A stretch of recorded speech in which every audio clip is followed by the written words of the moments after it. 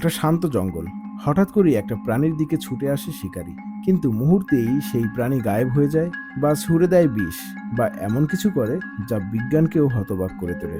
প্রাণীরা কি শুধুমাত্র দুর্বল, নাকি এই সকল পরিস্থিতি মোকাবেলার জন্য অসাধারণভাবে প্রস্তুত? চলুন আজকে খুঁজে বের করি প্রাণীদের গোপন অস্ত্রের রহস্য। প্রকৃতির প্রতিটি প্রাণী নিজেকে রক্ষা করার জন্য তৈরি করেছে এমন সব পদ্ধতি যা জাদুর মতো মনে হলেও পুরোপুরি বিজ্ঞান। আজ আমরা জানব 5টি আশ্চর্যজনক প্রাণীর কথা, যারা নিজেদের আত্মরক্ষার জন্য ব্যবহার করে অবিশ্বাস্য কৌশল, গোপন অস্ত্র। একটি নিরীহ প্রাণী ধীর গতিতে হেঁটে যাচ্ছে। হঠাৎ এক শিকারী ঝাঁপিয়ে পড়ল তার গায়ের উপর, কিন্তু পরের মুহূর্তে সেই শিকারী শিকার বন্ধ করে যন্ত্রণায় লাফিয়ে উঠে পালালো। কি এমন ঘটল? সজারু দেখতে শান্ত ও নিরীহ হলেও এর শরীর জুড়ে রয়েছে শত শত তীক্ষ্ণ কাঁটা, যা হয়ে ওঠে তার আত্মরক্ষার সবচেয়ে বড় হাতিয়ার। বিপদের সময় সজারু নিজের শরীর সংকুচিত করে কাঁটাগুলো খাড়া করে তোলে। এগুলো এতটাই ধারালো ও শক্তিশালী যে শিকারীর শরীরে ঢুকে গিয়ে গভীর ক্ষত তৈরি করতে পারে। কিছু সজারু আবার কাঁটা নাড়িয়ে এক ধরনের সতর্ককারী শব্দও তৈরি করে, যা শিকারীকে দূরে রাখে। প্রকৃতি যেন এই প্রাণীটিকে বলেছে, তুমি ছোট কিন্তু ভয়ঙ্কর হতে পারো। সজারুর এই প্রতিরক্ষা কৌশল প্রমাণ করে আত্মরক্ষার জন্য সবসময় দৃষ্টিনন্দন বা আক্রমণাত্মক হওয়া দরকার নেই। মুখের বদলে শরীরই এখানে সবচেয়ে বড় অস্ত্র। ক্যামোফ্লেজ নয়, কিন্তু ভয়ঙ্কর প্রতিরক্ষা, এটাই প্রকৃতির আর এক আশ্চর্য রূপ। একটা সাপ হঠাৎ ছটফট করতে করতে উল্টে গেল, জিভ বের হয়ে গেল, শরীর নিস্তেজ। আপনি ভাবলেন এটা বুঝি মারা গেছে, কিন্তু সত্যিই কি মারা গেছে? হগনস সাপ প্রকৃতির এক দারুণ নাট্যশিল্পী। বিপদের সময় এই সাপ ভয় না পেয়ে বরং অভিনয় শুরু করে, মুখ খুলে শ্বাস ফেলতে থাকে, ছটফট করে, একসময় পুরো শরীর উল্টে ফেলে, জিভ বের করে এমনভাবে শুয়ে থাকে যেন সে মারা গেছে। শিকারী প্রাণীরা সাধারণত মৃত প্রাণী খেতে চায় না, তাই তারা চলে যায়, এবং যখন পরিবেশ আবার শান্ত, তখন সেই মৃত সাপটি ধীরে ধীরে চোখ খুলে উঠে দাঁড়ায়, ঠিক যেন মঞ্চনাটকের শেষ দৃশ্যের পর পর্দা উঠে গেছে। এটি কোনো জাদু নয়, এটি এক অসাধারণ আত্মরক্ষার কৌশল, যেটাকে বলা হয় থ্যানাটোসিস বা প্লেইং ডেড। এই মরণ নাটক আমাদের শেখায় শুধু শক্তি নয়, বুদ্ধি আর অভিনয়ও হতে পারে আত্মরক্ষার চাবিকাঠি। প্রকৃতির মঞ্চে হগনস স্নেক এক নিখুঁত অভিনেতা। ধরুন আপনি একটা পোকাকে ধরতে যাচ্ছেন, কিন্তু হঠাৎ সেই পোকাটির পিছন থেকে বেরিয়ে এলো গরম ধোঁয়া আর বিস্ফোরণের মতো শব্দ। আপনি অবাক হলেন, এটা কি পোকা ছিল নাকি ছোটখাটো কোনো বিস্ফোরক যন্ত্র ছিল? বোম্বার বিটেল হলো প্রকৃতির এক বিস্ময়কর রাসায়নিক যোদ্ধা।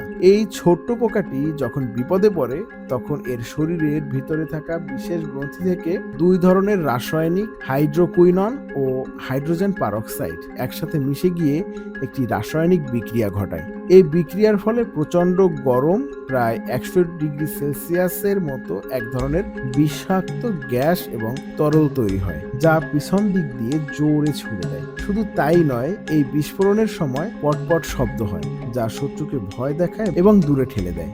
এই রাসায়নিক বিস্ফোরণ এতটাই শক্তিশালী যে পিঁপড়া, ব্যাং, এমনকি ছোট ছোট স্তন্যপায়ী প্রাণীকেও এই বোম্বার বিটলের সামনে দাঁড়াতে দেয় না। বোম্বার্ডিয়ার বিটল আমাদের শেখায়, আকারে ছোট হলেও আত্মরক্ষায় সে একদম কেমিক্যাল কমান্ডো। প্রকৃতির ল্যাব থেকে যেন সরাসরি বেরিয়ে আসা এক বিস্ফোরণশীল অস্ত্র।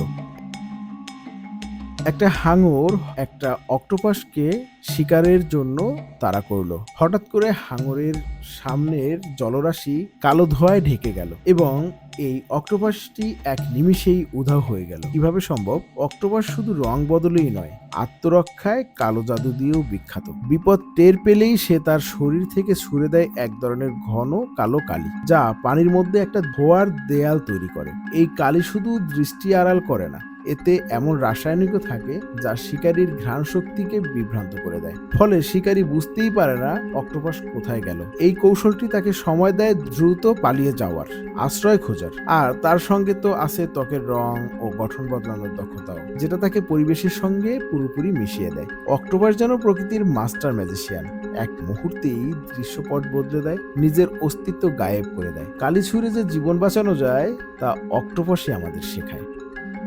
আপনি একটি গিরগিটিকে ধরতে গেলেন, হঠাৎ সে লাফ দিয়ে পালালো, কিন্তু আপনার সামনে রইলো গিরগিটিটির ছুটে যাওয়া লেজ। কিন্তু এটা কিভাবে সম্ভব? একটা গিরগিটির আত্মরক্ষার কৌশল একেবারে অভিনব। প্রয়োজনে সে নিজের লেজ ইচ্ছাকৃতভাবে ফেলে দেয়। এই কৌশলকে বলা হয় অটোটমি। যখন কোনো শিকারী গিরগিটিকে ধরতে যায়, তখন সে তীব্র ঝাঁকুনির মাধ্যমে নিজের লেজ আলাদা করে দেয়। লেজটি তখনও কিছুক্ষণ নড়াচড়া করতে থাকে, যা শিকারীর মনোযোগ সরিয়ে দেয়।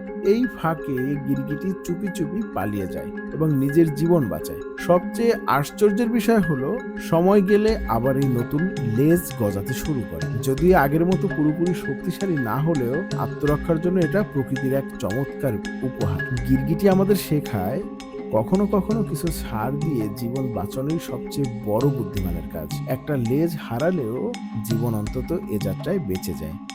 এই সকল প্রাণীদের অস্ত্র জন্ম থেকেই থাকে। বেশিরভাগ সময় এগুলো জেনেটিক্যাল তৈরি হয়, অর্থাৎ প্রজাতির মধ্য দিয়ে দক্ষতাগুলো চলে এসেছে হাজার হাজার বছর। এটা প্রকৃতির অপূর্ব অভিযোজন, সার্ভাইভাল অব দ্য স্মার্টেস্ট। প্রাণীরা শুধু বেঁচে থাকার জন্যই নয়, নিজেদের রক্ষার জন্য প্রতিনিয়ত যুদ্ধ করে যাচ্ছে। তাদের আত্মরক্ষার এই গোপন কৌশল আমাদের শেখায়, কখনো হাল ছেড়ো না, বরং নিজের পদ্ধতিতে টিকে থাকো। ভিডিওটি ভালো লাগলে লাইক করতে ভুলবেন না। কমেন্ট করে জানান আপনার প্রিয় আত্মরক্ষার কৌশল কোনটি। আপনি যদি এখনো আমার চ্যানেলটি সাবস্ক্রাইব করে না থাকেন, তাহলে এখনই সাবস্ক্রাইব করুন জীব রহস্যকে, কারণ রহস্যের খোঁজ এখানেই চলে প্রতিদিন।